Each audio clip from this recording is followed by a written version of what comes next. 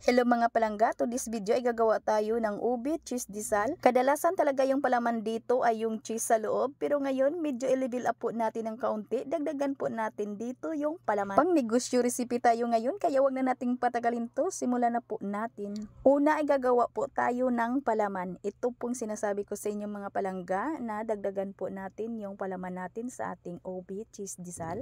So meron po tayo ditong 1/2 cup ng ating margarine. Tunawin lang po natin.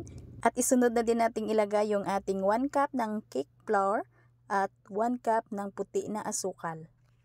Pwede din tayong gumamit dito ng light brown sugar. Alam nyo mga palangga, napakadali lang naman itong gawin yung palaman natin na ito eh. Haluin lang po natin ito ng mga 2 minuto hanggang sa mag-well combine yung ating mga ingredients.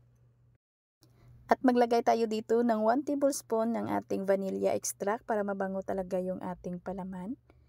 At haluin lang po natin ulit. Hanggang sa maganito na po yung kanyang consistency. Ayan mga langga. Ito okay na po ito. Patayin na po natin yung ating kalan. At maglagay lang po tayo dito ng 100 grams ng ating cheese. Kudkudin lang po natin. Ordinary lang po na cheese yung gamit ko. Ayan na mga langga at haluin lang po natin ito ulit.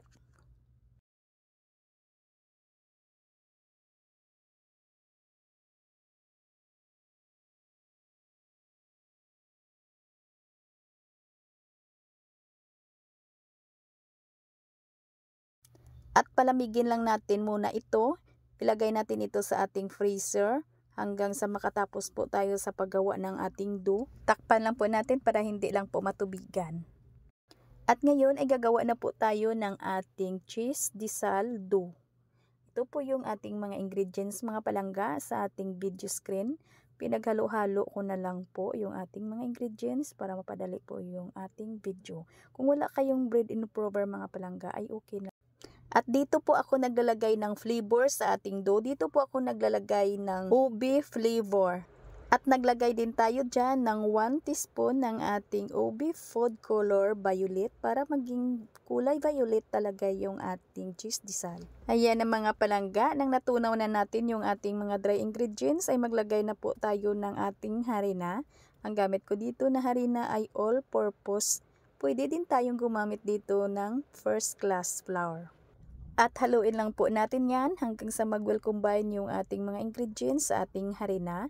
Kung wala kayong mga palangga ng dough roller or kaya spiral mixer, ay masahin nyo na lang ng ito ng mano-mano hanggang sa mapakinis ninyo yung ating dough. Kailangan po ay maging elastic lang po yung ating dough dito mga palangga. Itong aking dough ay idaan ko po ito sa aking dough roller ha.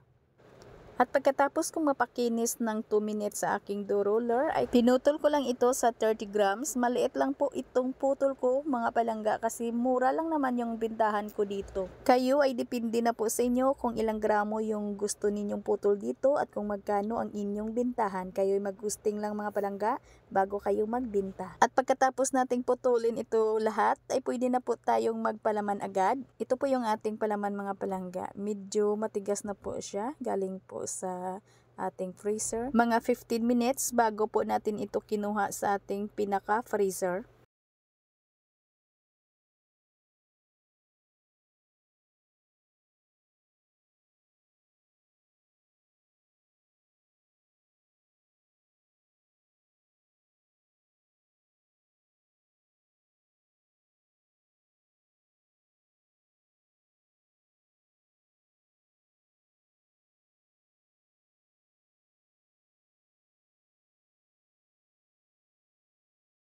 At pagkatapos nating malagyan lahat ng palaman ay ipalubog lang po natin sa ating breadcrumbs. Ang aking breadcrumbs ay sinala ko lang ng pino na salaan para maging pino talaga yung ating breadcrumbs.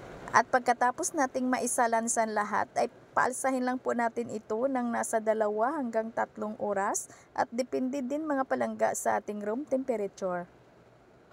At idiin ko lang ng kaunti yung ating dough para hindi maging bilog na bilog talaga yung ating cheese disal. Kayo depende na sa inyo mga palangga kung gusto nyong bilog na bilog talaga ay huwag nyo nang idiin. Ayan ang mga palangga, pagkalipas po ng 3 oras ko po ito napaalsa. Ito po yung ating baking time.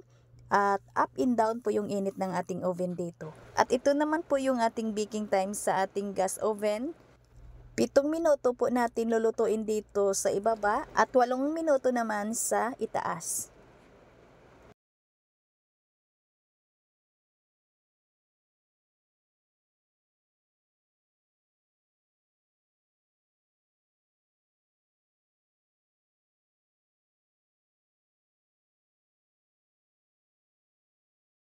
Ayan po. Sana may natutunan.